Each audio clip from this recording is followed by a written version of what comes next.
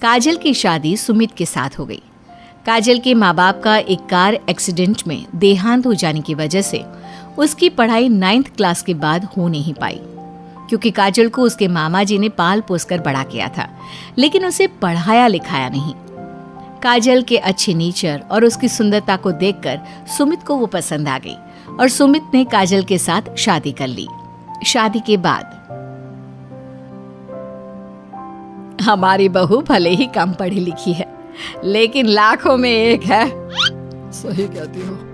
पड़ोस वाले शर्मा जी अपनी बहू से बड़े परेशान हैं। उनकी कोई बात ही नहीं सुनती। अरे लेकिन हमारी काजल, वो तो हमारा खूब कहा मानती है और घर का काम भी कितने अच्छे से करती है। सही कहती है मम्मी। पहले मुझे भी लगता था आजकल के जमाने में सिर्फ 9th क्लास पास लड़की कुछ अजीब लगता है, लेकिन घर उसने कितने अच्छे से संभाल लिया है। अब बेटा, पढ़ाई तो वो अपनी परिस्थितियों की वजह से नहीं कर पाई, लेकिन बाकी काम तो अच्छा ही करती है। अच्छा मम्मी, शाम को मेरे ऑफिस के दोस्त और उसकी वाइफ घर पर आ रहे हैं काजल से मिलने के लिए। अरे ये तो बहुत अच्छी बात है बेटा, लेकर आओ तुम्हारे दोस्तों को। शाम के वक्त काजल, ये मेरा दोस्त अजय है और ये उसकी पत्नी Sonali. Hello Kajal, how are you? Are you working somewhere? माफ करना जी, मैं आपकी बात समझ नहीं पाई। आई एम सॉरी, मैं बस ये पूछना चाह रही थी कि क्या तुम कहीं पर जॉब करती हो या हाउसवाइफ हो? जॉब? आपका मतलब नौकरी ना, लेकिन वो मैं कैसे कर सकती हूँ? ये तुम्हारी वाइफ क्या कह रही है? क्या तुम अपनी वाइफ को जॉब नहीं करवाना चाहते? अरे नहीं दोस्त, वो बात नहीं है। एक्चुअली काजल सिर्फ 9th पास है ना, इसलिए। Oh my God, are you serious? Sumit आजकल के जमाने में और सिर्फ 9th पास? आजकल तो गांव की लड़कियां भी कॉलेज की पढ़ाई पूरी करती है। काजल, क्यों पढ़ाई नहीं की तुमने? बस मेरे सामने कुछ ऐसी प्रॉब्लम थी जिसकी वजह से मैं पढ़ाई नहीं कर पाई जी। सुमित को अपने दोस्तों के सामने बहुत अजीब लगता है कि सब लोग इतने पढ़े लिखे हैं और उसकी बीवी सिर्फ 9th पास है, लेकिन वो काजल को बहुत पसंद करता था, इसलिए वो काजल से कुछ नहीं कहता। लगता है इनको इनके दोस्त के सामने बहुत अपमान जैसा महसूस हो रहा है। मुझे आगे की पढ़ाई करनी चाहिए, कम से कम 10वीं पास करना तो बहुत ज़रूरी लगता है। अगले दिन, मम्मी जी, मुझे आपसे कुछ ज़रूरी बात करनी थी जी। हाँ बोलो बेटा, क्या बात है? मम्मी जी, दरअसल मैं ना 10वीं क्लास की पढ़ाई करना चाहती हूँ, 10वीं पास करना चाहती हूँ। लेकिन बेटा, अब घर के इतने सारे काम, जिम्मेदारियों के बीच तुम 10वीं की पढ़ाई कैसे करोगी? पापा जी, मेरा बहुत मन है, प्लीज मना मत करिए ना जी। अरे ठीक है बेटा, जैसे तुम्हारी इच्छा, तुम 10वीं का फॉर्म भर दो। काजल खुश होते हुए वहां से चली जाती है। कुछ दिनों के बाद, मम्मी, क्या आपने सच में खुश होकर काजल को आगे की पढ़ाई करने की परमिशन दे दी? मेरा मतलब है, वो पढ़ाई करेगी तो घर का सारा काम, जिम्मेदारी कौन संभालेगा? अरे देखो बेटा, काजल हमारा इतना ख्याल रखती है, अब उसने हमसे परमिशन मांगी थी तो हम कैसे मना कर देते। और वैसे भी एक बार एग्जाम देने दो, उसका मन रह जाएगा। तुम्हें क्या लगता है, अब शादी के बाद 10वीं की परीक्षा पास करना आसान होता है क्या? अरे कुछ हो या ना हो, पर अगर हम मना कर देते तो उसे बुरा लग जाता ना। हाँ, वैसे आपकी बात तो ठीक है। मम्मी पापा, हमें काजल का दिल नहीं तोड़ना चाहिए। अगर कुछ होगा तो ठीक है, नहीं तो कोई बात नहीं। वैसे भी एग्जाम पास करना बहुत मुश्किल सी बात है। 1 महीने के बाद, मम्मी जी, मुझे 10वीं का एग्जाम देना था, लेकिन एक प्रॉब्लम है। अरे क्या हुआ बेटा, बताओ मुझे।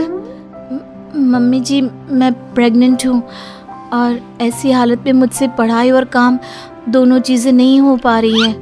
अरे कोई बात नहीं बेटा, तुम अंदर कमरे में जाकर आराम करो, हम कुछ सोचते हैं। काजल के जाने के बाद, मैंने कहा था ना, इसे अपने मन की कर लेने दो। हम मना करते तो बेकार में बुरा मान जाती। अब प्रेग्नेंट हो गई है, पढ़ाई तो वैसे ही नहीं कर पाएगी। सही कहती हो तुम, लेकिन मुझे लगता है कि बहू का 10वीं पास करने का बहुत मन था। मम्मी, उस दिन जब मेरे दोस्त घर पर आए थे ना, तो मैंने काजल का चेहरा देखा था। वो बहुत उदास हो गई थी, शायद उन लोगों के सामने खुद को काफी नीचा महसूस कर रही थी। अरे लेकिन बेटा, हमने तो परमिशन भी दे दी ना, अब प्रेगनेंसी और घर की जिम्मेदारियों के चलते कैसे सबको संभालेगी? मम्मी मैं भी चाहता हूँ कि काजल 10वीं पास करे और अपनी ज़िंदगी में कुछ बन जाए, लेकिन बेटा हम कर भी क्या सकते हैं? वो माँ बनने वाली है, उससे नहीं हो पाएगा। एक सप्ताह के बाद, मम्मी मैंने सोच लिया है कि काजल 10वीं पास करके ही रहेगी। मैंने अपनी कंपनी में 3 महीने की छुट्टी डाल दी है। अरे लेकिन क्यों बेटा, तुमने 3 महीने की छुट्टी क्यों डाल दी? एग्जाम तो काजल को देना है, तुम्हें नहीं। और तुम्हारे छुट्टी लेने से क्या होगा? पढ़ाई तो काजल को करनी है ना। देखो मम्मी, उसकी तबीयत और घर के काम, इन सब के चलते वो पढ़ाई नहीं कर पाती, तो अगले 3 महीने के लिए जो भी काम काजल करती है वो सब मैं करूँगा। अच्छा, तो तुम ये चाहते हो कि काजल सिर्फ और सिर्फ अपनी पढ़ाई पर ध्यान दे? बिल्कुल मम्मी, एक बार अगर अपनी बीवी की मदद नहीं की तो जिंदगी में फिर क्या किया? अगर हमारा बेटा अपनी बीवी के लिए इतना कुछ सोच सकता है तो हमें भी कुछ करना चाहिए। बात तो आपकी सही है। ठीक है बेटा, तू मेहनत करके काजल को पढ़ाने लिखाने का काम कर, घर की जिम्मेदारी मेरी।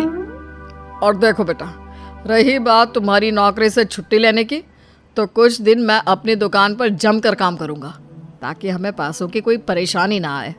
ये हुई ना बात। आपके जैसे मम्मी पापा हो तो फिर डरने वाली कोई बात ही नहीं है। जिसका आप लोगों के जैसा परिवार हो जी, उसे तो अपनी ज़िंदगी में कोई प्रॉब्लम आ ही नहीं सकती।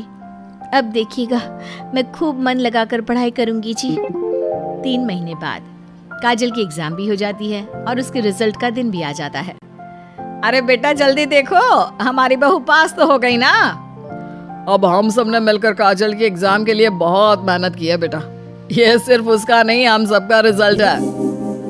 लेकिन मम्मी, उसका रोल नंबर तो कहीं मिल ही नहीं रहा।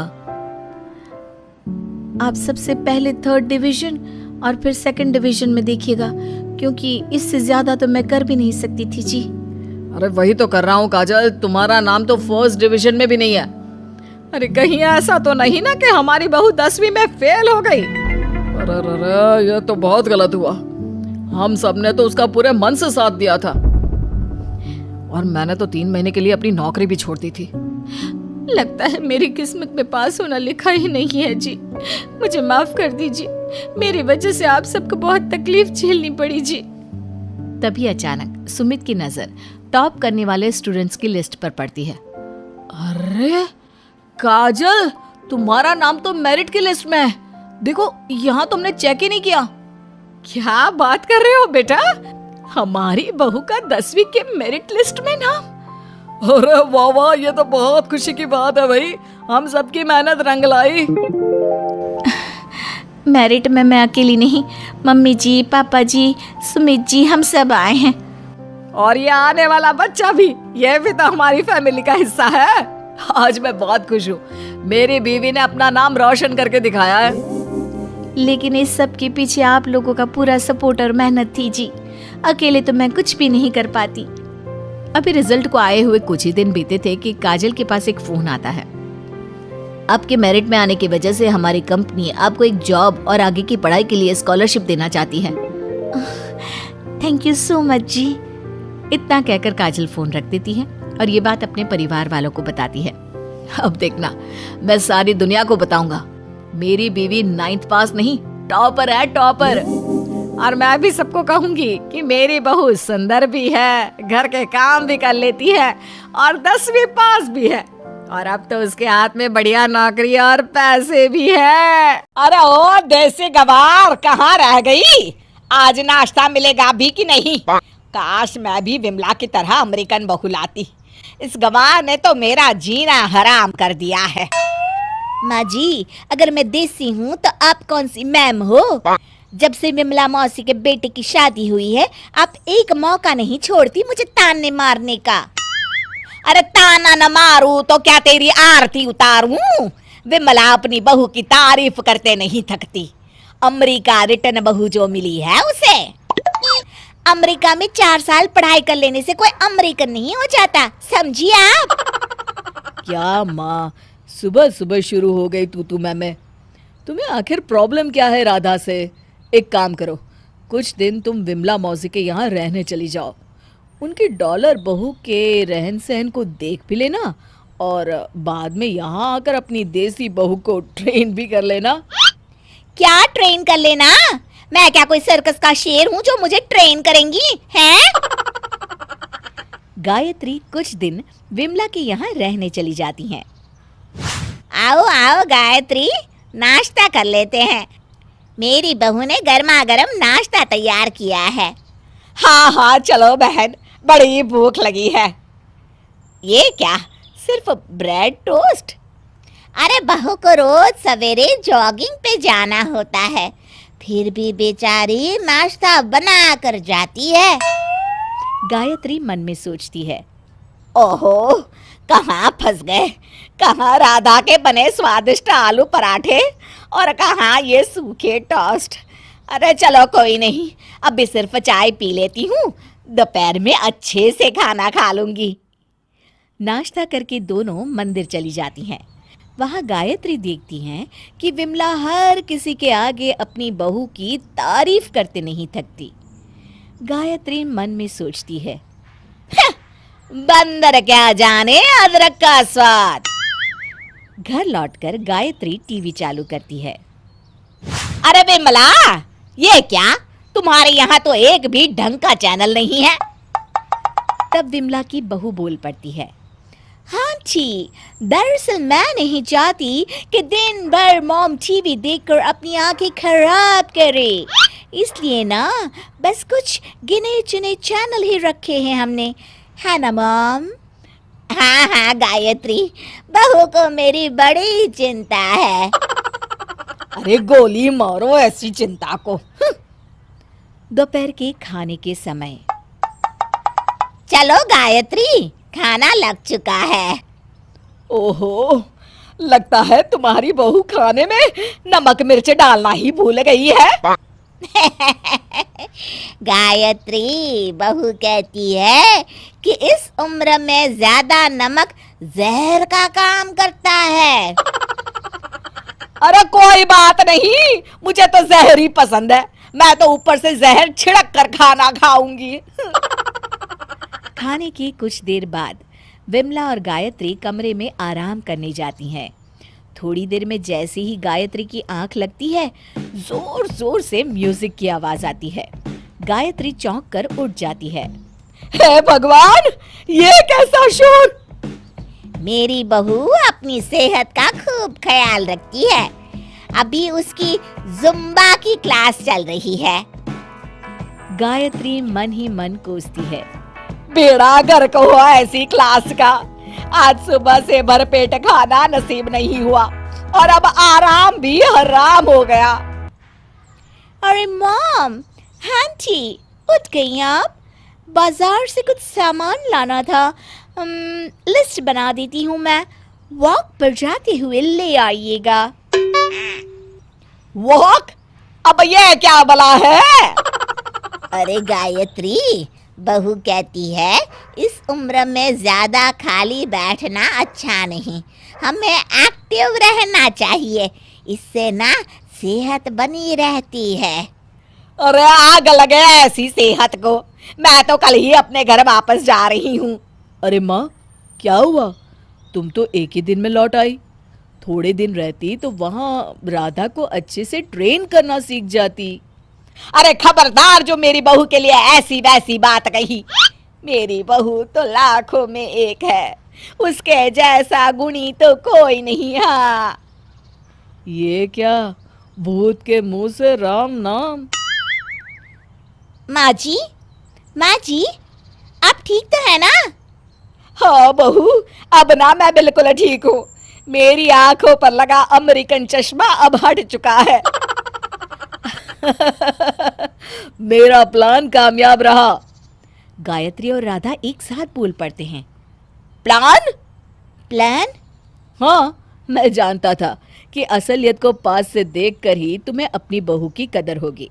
यहाँ राधा को भी तुम्हारी कमी खूब खटकी माँ। हाँ माँ जी, आपके बिना ना घर सूना सा लगता था। हाँ बहू, मुझे भी तेरी खूब याद आई। तू तो मेरा खरा सोना है बहू। सरोज और उसका बेटा कृष्णा मीतपुर गांव में रहते हैं। कृष्णा हमेशा अपने काम में व्यस्त रहता है और सरोज की तबीयत भी खास ठीक नहीं रहती। इसीलिए एक दिन सरोज बेटे को अपने पास बुलाकर उससे कहती है, अरे लल्ला, मेरी तो दिन ब दिन जान ही सूखी जा रही है। अब मुझे अकेली से घर का काम नहीं होता। इसमें फिक्र की क्या बात है माँ, आज ही नौकरों को काम पर लगा देता हूँ। ऐसा बोलकर कृष्णा वहां से चला जाता है और 2 नौकरों को घर में काम पर लगा देता है। जिसके कुछ दिन बाद सरोज एक बार फिर कृष्णा से बात करते हुए उसे कहती है, अरे तू तो बड़ा भोंदू है। नौकर चाकर ठीक है, लेकिन मुझे इस घर में बहू चाहिए बेटा। अब जैसा आपको ठीक लगे माँ। कृष्णा के हामी भरते ही सरोज लड़की ढूंढना शुरू कर देती है और कुछ ही दिनों में शहर की अंकिता के साथ कृष्णा की शादी हो जाती है। शादी के अगले दिन से ही अंकिता घर का सारा काम संभाल लेती है। माँ, लो आ गई तुम्हारी बहू। अब इसके हाथ में तिजोरी की चाबियां थमाकर तुम आराम ही आराम करो। चाबियां? पर इसे चाबियों की क्या जरूरत बेटा, सब घर में ही है, जो चाहिए मुझसे मांग लेगी। अरे तुम कब तक सारे काम का बोझ अपने सर पर लेकर घूमोगी?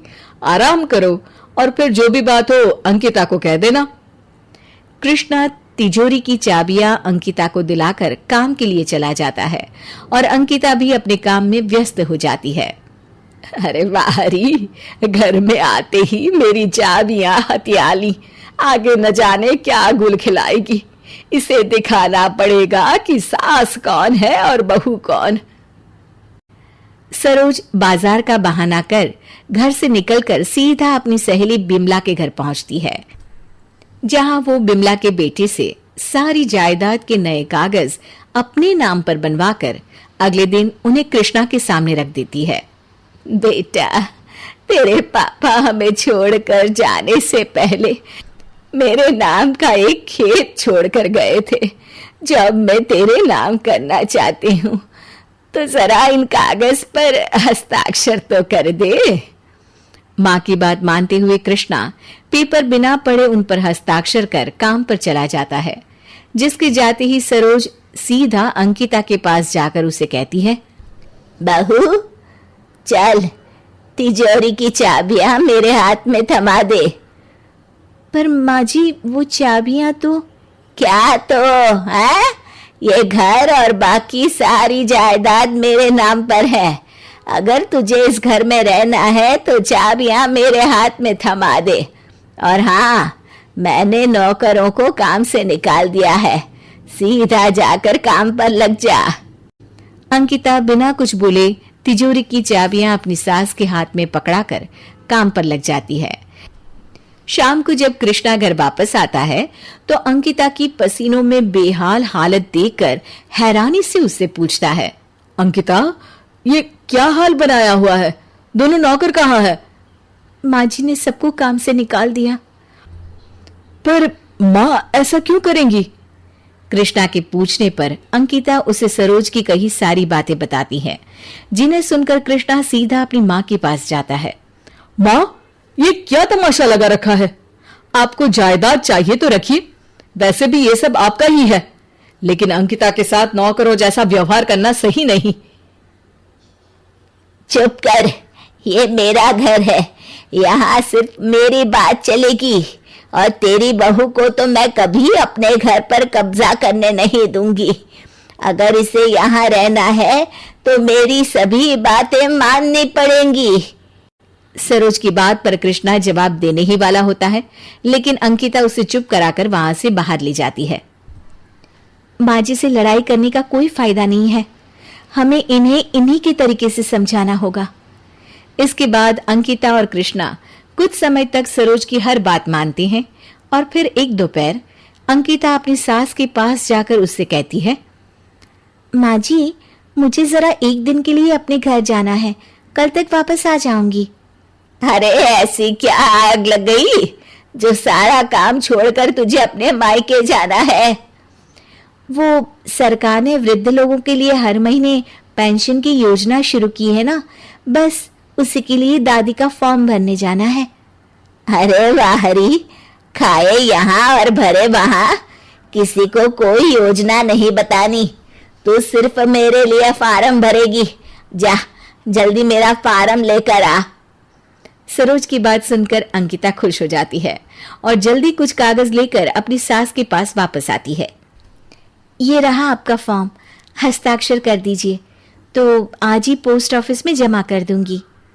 पैसे के लालच में सरोज बिना कुछ पढ़े देखे और सोचे हस्ताक्षर कर देती है।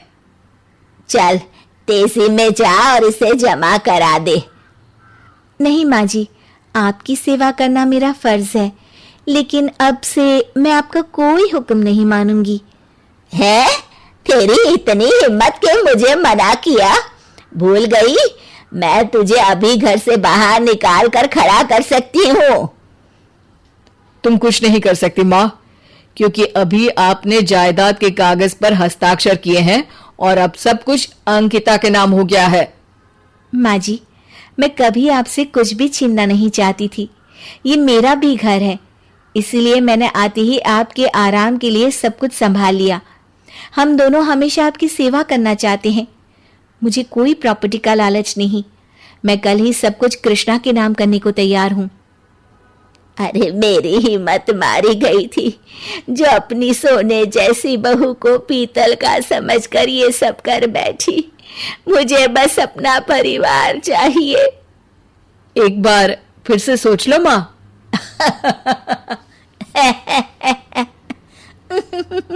रीटा की शादी मेरठ के रमन से होती है।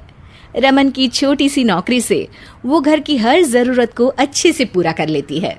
एक दिन रमन उससे कहता है, रीटा मुझे बता देना इस महीने क्या क्या खर्चे हैं, मैं 1 तारीख को तुम्हें पैसे दे दूंगा। हाँ जी, मैं बता दूंगी, आप चिंता न करें। वैसे एक अच्छी खबर है, मेरी बुआ की बेटी है ना मधु, उसकी शादी भी इसी शहर में हो रही है। अरे वाह, चलो अच्छा है, अब तुम्हें किसी का सहारा मिल जाएगा इस अनजान शहर में। शादी के बाद रीटा के घर मधु खाने पर आती है। अरे रीटा, जीजा जी कैसे हैं? आप लोग मेरे पति से मिलिए, ये इसी शहर के डिप्टी कलेक्टर हैं। अरे वाह कलेक्टर साहब, अब तो हमारा भी दबदबा रहेगा शहर में। हाँ हाँ क्यों नहीं, आखिर परिवार तो एक ही है। अरे तुझे ज्यादा परेशानी तो नहीं हुई ना घर ढूंढने में? अरे बिल्कुल नहीं दीदी, बहुत अच्छे से मिल गया। अच्छा दीदी, ये आपके और जीजा जी के लिए कुछ है हमारी तरफ से। अरे मधु, तुम तो छोटी हो, क्या जरूरत थी? कोई बात नहीं, दिया तो क्या हुआ, आप जाइएगा तो आप भी दे दीजिएगा। दोनों वहां से चले जाते हैं और उन लोगों को भी न्योता दे आते हैं। फिर वो दिन भी आ जाता है जब रीटा रमन के साथ मधु के घर जाती है। वाह रमन, इन लोगों का घर तो कितने अच्छे इलाके में है। अरे सरकारी है ना रीटा। तो क्या हुआ, रहन सहन तो मजेदार है ना। वाह, इन लोगों के घर तो नौकर चाकर भी है। तभी वहां मधु आ जाती है। नमस्ते दीदी, जीजा जी, फाइनली आप लोग आए। तो ये भी आते ही होंगे, इनके पास ना काम ज़्यादा होता है। रुकिए, मैं आप लोगों के लिए गर्मा गर्म नाश्ता मंगवाती हूँ। अरे वाह मधु, तेरे तो मजे हैं, नौकर चाकर, बस तू तो ऑर्डर ही करती होगी। अरे दीदी, ये सब सरकारी है, अपना तो कोई नहीं। जब तक यहाँ है तब तक है, बाकी तो सारा काम खुद ही करना पड़ता है। रीटा और रमन अपने घर आ जाते हैं। आते ही रीटा बोल पड़ती है, देखिए जी, मैं आपको एक बात साफ साफ बता दे रही हूँ, घर लूंगी तो उसी इलाके में, नहीं तो मैं आपके साथ नहीं रहूंगी। अरे रीटा, लेकिन वो तो वीवीआईपी इलाका है, वहाँ घर लेना तो मेरी औकात से बाहर है। तो क्या जरूरत थी मुझसे शादी करने की, मेरी भी हो जाती किसी कलेक्टर से। देखो रीटा, मैं तुम्हें वादा करता हूँ कि जल्द ही हम इससे बड़े घर में चलेंगे, लेकिन उस इलाके में मकान मैं तो सोच भी नहीं सकता। क्या सोच नहीं सकते? गांव वाले घर को बेच दो ना, इस घर को बेच दो, दोनों घर बेचकर उस इलाके में हम लोग ईएमआई से घर ले ही लेंगे। अरे ये कहाँ की समझदारी होगी, 2 मकान बेचकर वो भी किस्तों में घर, ना बाबा ना। लेकिन रीटा तो इस बात पर अड़ जाती है और फाइनली रमन को वैसा ही करना पड़ता है। रीटा उसी इलाके के मकान में शिफ्ट हो जाती है। एक दिन मधु, अरे दीदी, आपसे ना एक छोटी सी रिक्वेस्ट है। अरे हाँ हाँ, बताओ ना, क्या बात है? दीदी, हम लोग ना कुछ दिन के लिए विदेश घूमने जा रहे हैं, क्या हमारा कुत्ता आप अपने घर रख लेंगी? विदेश? अरे वाह रे मधु, तू तो बड़ी किस्मत वाली है।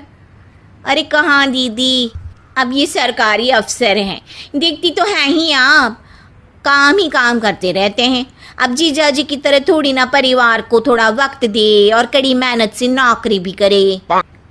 मतलब क्या? दीदी, जीजा जी लगातार तरक्की कर रहे हैं क्योंकि वो काम अच्छे से करते हैं। वहीं वो आपको और परिवार को भी तो अपना पूरा समय देते हैं ना, कहीं घूमने जाना हो या फिर कोई शादी ब्याह में। लेकिन मैं तो हर जगह अकेली ही जाती हूँ। ये सुबह जाते हैं तो कभी कभी पूरी रात काम करते हैं। शहर और राज्य की जिम्मेदारी जो है, मैं भी तो कुछ नहीं बोल पाती। अरे लेकिन तू तो लकी है। अरे काहे की लकी दीदी, मैं तो सोचती हूँ काश मेरी किस्मत आप जैसी होती। थोड़ा ही होता लेकिन सुकून तो होता। यहाँ तो सुकून ही गायब है। मधु कुत्ता देकर वहां से चली जाती है। रीटा के मन में तो बस अब एक ही ख्याल रहता है कि किसी तरह वो भी छुट्टियां मनाने विदेश जाए। रीटा, बहुत थक गया हूँ, थोड़ी चाय तो बना दो। अब बस भी कीजिए, पहले तो फिर भी वक्त से आते थे, अब तो रोज 2-2 घंटे देर से आते हो। क्या बात है, बोलिए तो। रीटा, अब तुमसे क्या झूठ बोलना। इस घर की EMI के चक्कर में मुझे रोज ओवर ड्यूटी करनी पड़ रही है। 3 साल करूँगा तब जाकर कहीं हिसाब बैठ पाएगा। हाँ ठीक है, ज्यादा गणित न लगाओ। ये बताओ कि घूमने कहाँ ले चल रहे हो? सच ना रीटा, वो भी क्या दिन थे जब हम महीने में 1 दिन निकल जाते थे घूमने। सारे महीने की थकान खत्म हो जाती थी, शांति थी जीवन में। सच कहूँ तो ये इलाका मुझे समझ में ही नहीं आता, ना कोई किसी से बोलता है ना ही बात करता है। हाँ जी, ये तो आप सही बोल रहे हैं। एक दिन मैंने अचार बनाकर बाहर सूखने क्या रखा, सबको मैं लो स्टैंडर्ड लगने लगी। उस मोहल्ले की तो मैं प्रधान थी, यहाँ तो सारा दिन घर में रह रहकर थकी जाती हूँ। रीटा, क्यों ना हम इस घर को बेच दें? हाँ, क्यों नहीं, फिर उन पैसों से हम विदेश घूमने चले। हाँ, घर का क्या है, किसी भी मोहल्ले में किराए पर रह सकते हैं। अरे ये कैसी बात कर रही हो तुम रीटा? 2-2 मकान का मालिक रहा हूँ मैं, किराए के मकान में नहीं रह सकता मैं। देखो तो, मधु भी विदेश जा रही है। ओहो, तुम उसकी बराबरी करने के चक्कर में खुद को बर्बाद कर रही हो। पर रीटा है कि मानती ही नहीं और रमन को घर बेचकर किराए के मकान में रहना पड़ जाता है। एक दिन, रीटा, मेरी नौकरी चली गई है। अगर जल्द ही नौकरी ना मिली तो हम अगले महीने का किराया कैसे देंगे? ये क्या बोल रहे हैं आप? हे भगवान, अब क्या होगा? अब तो मैं गांव जाने का भी नहीं सोच सकता। वहां का भी घर मैंने तुम्हारी इज्जत के आगे बेच दिया। हे भगवान, दिखावे के चक्कर में मैंने ये क्या कर दिया? अपनी सारी जड़ें काट दी। अच्छा खासा घर था, शांति और सुकून था। मुझे माफ कर दीजिए। लेकिन कहते हैं ना कि अब पछतावे होत क्या, जब चिड़िया चुग गई खेत।